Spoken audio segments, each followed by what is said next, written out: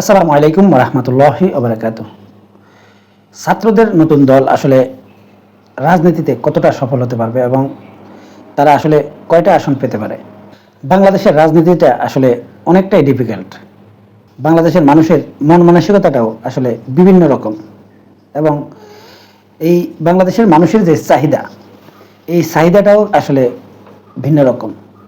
একটা দেশের মানুষের চাহিদা যখন বেশিরভাগ মানুষের চাহিদা একরকম থাকে, তখন একটা হিসাব। কিন্তু বাংলাদেশের যেই মানুষের শ্রেণীটা রয়েছে, বিশেষ করে মধ্যবিত্ত, নিম্ন মধ্যবিত্ত এবং উচ্চ মধ্যবিত্ত এবং হাই এডুকেটেড, এছাড়াও উচ্চশিক্ষিত, নিম্ন শিক্ষিত এবং নিম্ন আয়ের যে মানুষগুলো, এই মানুষগুলোর আসলে চাহিদাগুলো কিন্তু ভিন্ন রকম এবং তাদের চিন্তাধারাও কিন্তু ভিন্ন রকম।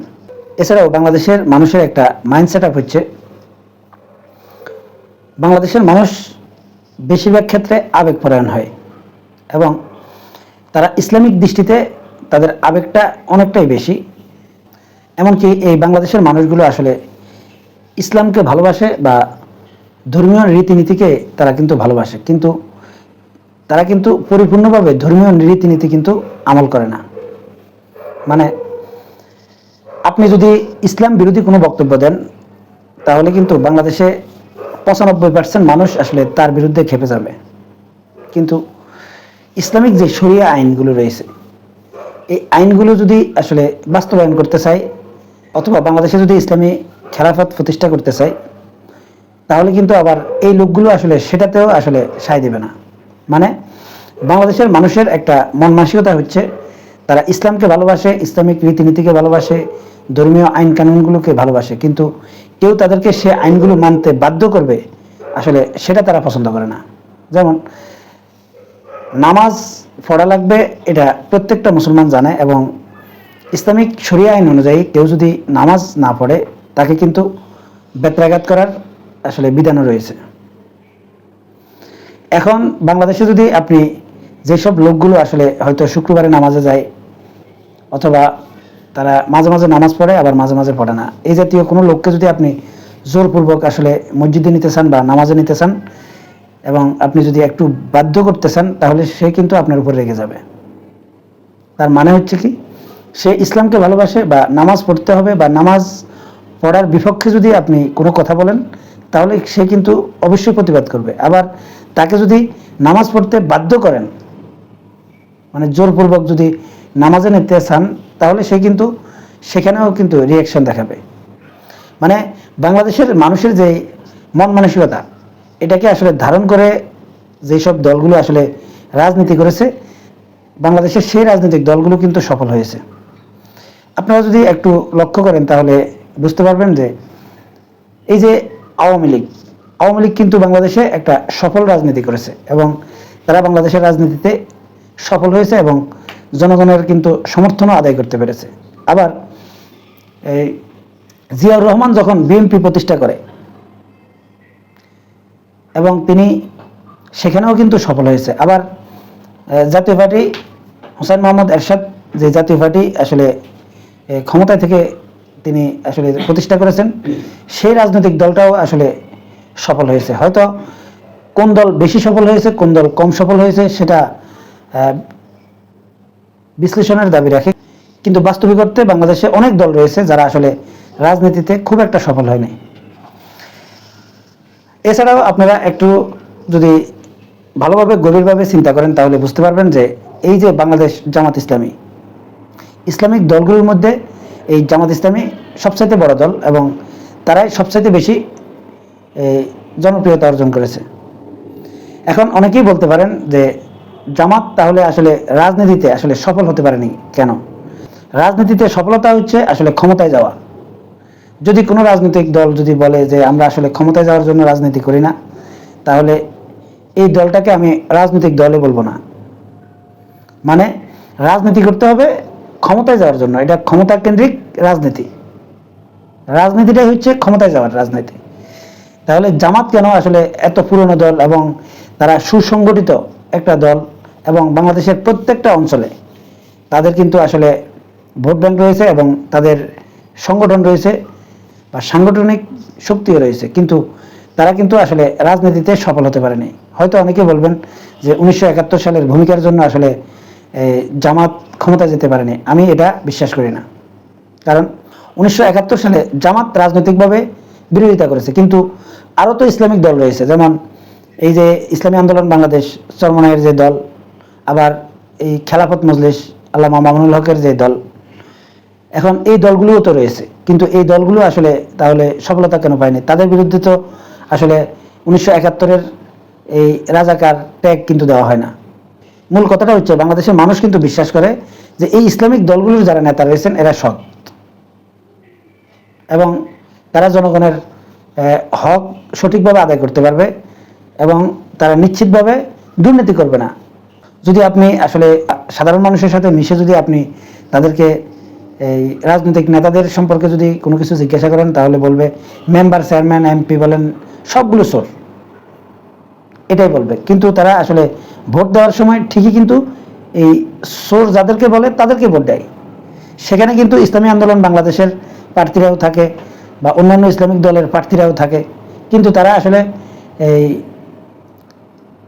সফল হতে পারে না নির্বাচনে। মানে মানুষ জানে এরা কিন্তু সৎ, তারপরেও কিন্তু তাদেরকে ভোট দেয় না।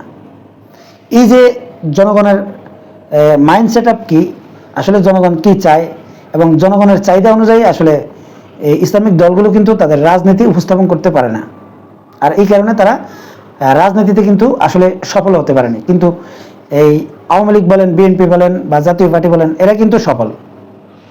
আর এদের সফলতার মূল কারণ হচ্ছে এরা কিন্তু এই সাধারণ মানুষের মাইন্ড সেট আপকে কাজে লাগিয়ে এবং ইসলামকে ব্যবহার করে কিন্তু, বা তাদেরকে ইসলামিক কিছু বড়ি খাইয়ে তারা কিন্তু প্রত্যেকটা দলে কিন্তু রাজনীতি করার চেষ্টা করে। কিন্তু এই দলগুলো ইসলামিক শরিয়া আইন বাস্তবায়ন করতে চায় না, বা তারা কখনো বলেও না যে আমরা ইসলামিক আইন প্রতিষ্ঠা করব, কিন্তু তারা ধর্মীয় অনুভূতি কিন্তু কাজে লাগায়। মানে এই দলগুলো আসলে সাধারণ মানুষের যে মনের চাহিদা এবং সাধারণ মানুষ আসলে কি চায় এই জিনিসগুলোকে আসলে তারা ভালোভাবে ধারণ করতে পারে, এবং সেই অনুযায়ী তারা রাজনীতি করার কারণে তারা রাজনীতিতে সফল হয়। এখন আসেন যে এই ছাত্রদের যে নতুন দলটা গঠন হলো, এই দলটা আসলে যদিও বলেছে যে তারা আসলে মধ্যম পন্থায় রাজনীতি করবে, কিন্তু এই দলটা আসলে এই ঘোষণা করার পর থেকেই আসলে নানা রকম বিতর্ক কিন্তু আসলে তারা জন্ম দিয়ে ফেলেছে, এবং নানা রকম বিতর্কিত লোক কিন্তু এই দলে আসলে চলে এসেছে। এই আমি কিছুক্ষণ আগে সাংবাদিক ইলিয়াস হোসেনের একটা পোস্ট দেখেছি, যে সেই পোস্টে তিনি এই ছাত্রদের এই নতুন দলের কমিটিতে যে সমকামী একজন লোককে আসলে দলে রাখা হয়েছে, তার বিরুদ্ধে একটা স্ট্যাটাস দিয়েছে। আমি সেটা আপনাদের সামনে উপস্থাপন করলাম, এটা আপনারা পড়ে দেখতে পারেন। এখন এই লেখাটা আপনারা পড়ে আসলে কি বুঝলেন?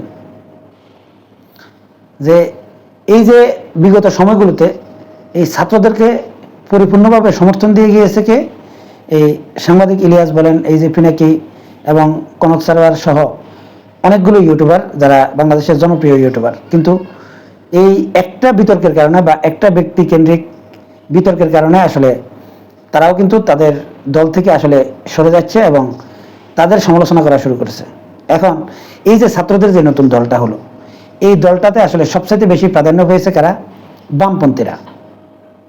এখন এই বামপন্থীরা যেহেতু এই দলের প্রাধান্য পেয়েছে, আর বামপন্থীদের ইতিহাসগুলো যদি আপনারা একটু পর্যালোচনা করেন বা তাদের রাজনীতির ধরন যদি আপনি একটু পর্যালোচনা করেন, তাহলে দেখতে পারবেন যে এই বামপন্থী নেতাদের মধ্যে সবচাইতে বড় বড় যে নেতাগুলো, যেমন হাসানুল হক ইনু, রাশেদ খান মেনন, যাদেরকে বাংলাদেশের প্রত্যেকটা মানুষ চেনে, এই লোকগুলোকে আপনি গ্রামে নিয়ে বা সে যে এলাকায় জন্মগ্রহণ করেছে ওই এলাকায় গিয়ে যদি সে কোনো দলের সাপোর্ট না নিয়ে যদি মেম্বার নির্বাচনও করে, সে মেম্বার নির্বাচন করেও পাশ করতে পারবে না।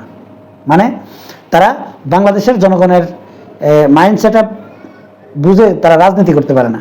তারা বিভিন্ন বড় দলগুলোর কাঁধে উঠে আসলে তারা এমপি মন্ত্রী হয়, এবং এই লোকগুলোর আসলে চারিত্রিক বৈশিষ্ট্য কি আমি সেটা নিয়ে আলোচনা করতে চাই না। এদের চারিত্রিক বৈশিষ্ট্য অনেক মারাত্মক খারাপ। এরা নিজেদের স্বার্থের জন্য যে কোনো কিছু করতে পারে, যেহেতু তারা আসলে দুনিয়াকে আসলে সব কিছুর উপরে প্রাধান্য দেয়, তাই দুনিয়ার লোভ লালসা এদের বেশি থাকবে, এটা স্বাভাবিক। এবং যেহেতু তারা সৃষ্টিকর্তাতে বিশ্বাসী না, তাই তারা আসলে যে কোনো কিছু করতে পারে এবং যে কোনো অপকর্মও করতে পারে। তাই এই যে বামপন্থী যে নেতাগুলো, এদের যে রাজনীতি এবং এদের যে রাজনীতির ধরন এবং এদের যে চিন্তাধারা, এটার সাথে বাংলাদেশের মানুষের চিন্তাধারার কোনো মিল পাবেন না।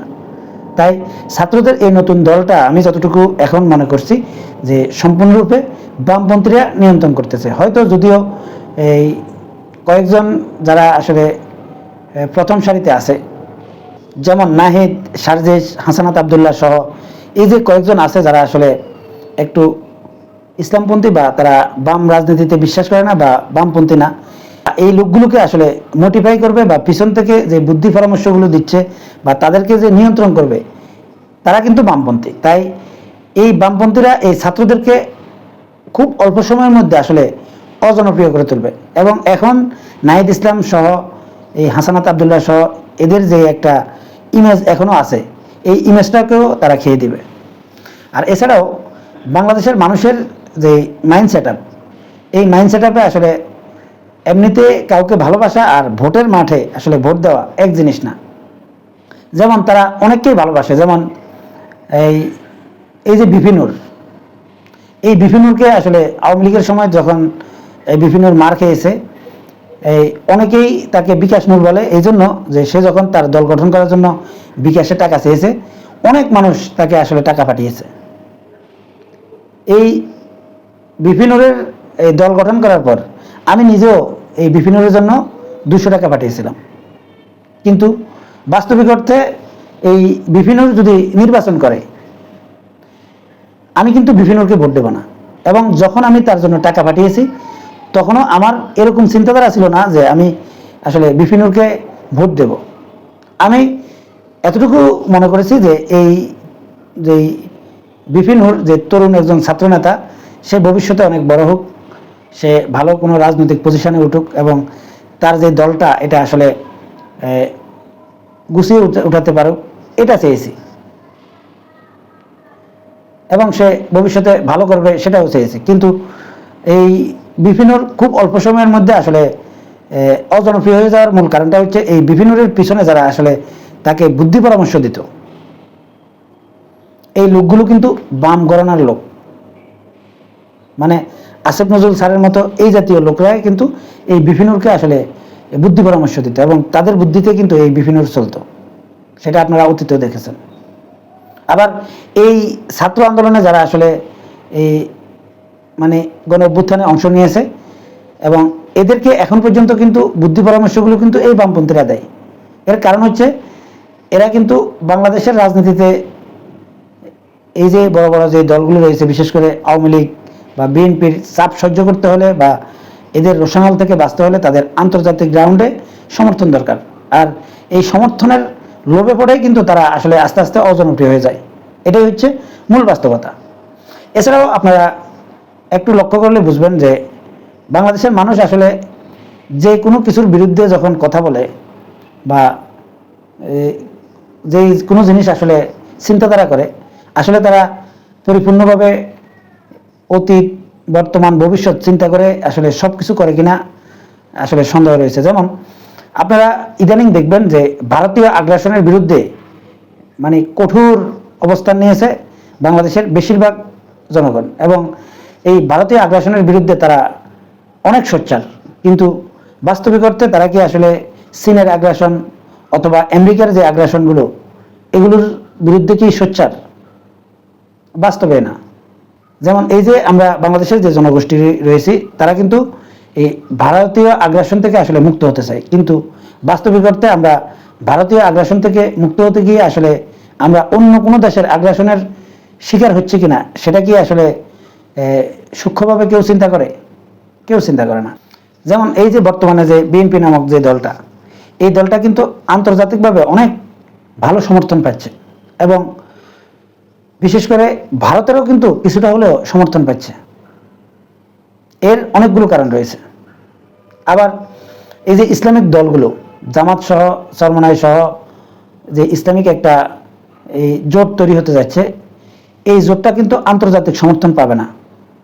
বিশেষ করে আমেরিকার সমর্থনও পাবে না, রাশিয়ার সমর্থনও পাবে না, ভারতের সমর্থন তো পাবেই না, চীনের সমর্থনও পাবে না। মানে এই ইসলামিক দলগুলো কিন্তু বাংলাদেশের জনগণের সমর্থন নিয়েই তাদেরকে ক্ষমতায় যেতে হবে। এখন বলতে পারেন যে যদি বাংলাদেশে যদি একদম নিরপেক্ষ নির্বাচন হয় এবং সেই নিরপেক্ষ নির্বাচনে যদি দেখা যায় যে ইসলামিক জোট ক্ষমতায় চলে আসতেছে, তখন দেখবেন আন্তর্জাতিক অনেকগুলো ষড়যন্ত্র হবে এদেরকে যে কোনো মূল্যে আসলে ঠেকিয়ে দেওয়ার জন্য। এটাই বাস্তবতা। কারণ আন্তর্জাতিক যে সমর্থনগুলো এগুলো কিন্তু তখন বিএনপি অথবা অন্য কোনো দলের প্রতি যাবে, কিন্তু ইসলামিক দলগুলোর প্রতি যাবে না। এর অনেকগুলো কারণ রয়েছে। সেই বিষয়গুলো নিয়ে আসলে আমি বিস্তারিত আলোচনা করব এবং এই বিষয়গুলো নিয়ে বিস্তারিত আলোচনা করার জন্য আমার যে সময়টা দরকার, আসলে বর্তমানে আমি ব্যস্ততার কারণে আসলে সেই সময়গুলো বের করতে পারছি না। ইনশাআল্লাহ আমি ঈদের পরে এই বিষয়গুলো নিয়ে আসলে বিস্তারিত আলোচনা করার চেষ্টা করব আপনাদের সামনে। তার মূল কথাটা হচ্ছে যে বর্তমানে যে ছাত্রদের যে নতুন দল, এই দলটা আসলে রাজনীতিতে খুব বেশি সুবিধা করতে পারবে বলে আমি মনে করি না, যদি তারা বামপন্থী এই বুদ্ধিজীবীদের পরামর্শে তাদের দলটাকে যদি পরিচালনা করে। তাদেরকে অবশ্যই বুঝতে হবে যে রাজনীতিতে যদি আসলে সফল হতে হয়, তাহলে তাদেরকে বাংলাদেশের মানুষের যে মন মানসিকতা, এটাকে আসলে তাদের অন্তরে ধারণ করতে হবে এবং অনেক কৌশলী হতে হবে। এবং সেই কৌশলে আসলে দলকে এগিয়ে নেওয়ার জন্য আসলে যেই প্রজ্ঞা দরকার, যেই মেধা দরকার, সেটা আসিফ নাহিদ, মাহফুজ আলম বা হাসানাত আবদুল্লাহ সহ সাজিশ আলমদের আছে কিনা আমার সন্দেহ রয়েছে। সম্মানিত দর্শক, ভিডিওটা অনেক লম্বা হয়ে যাচ্ছে বিধায় আজকের মতো এখানেই শেষ করছি। অন্য কোনো ভিডিওতে আসলে আরও বিস্তারিতভাবে আলোচনা করার চেষ্টা করব ইনশাআল্লাহ। এখনকার মতো এই পর্যন্তই। আল্লাহ হাফেজ।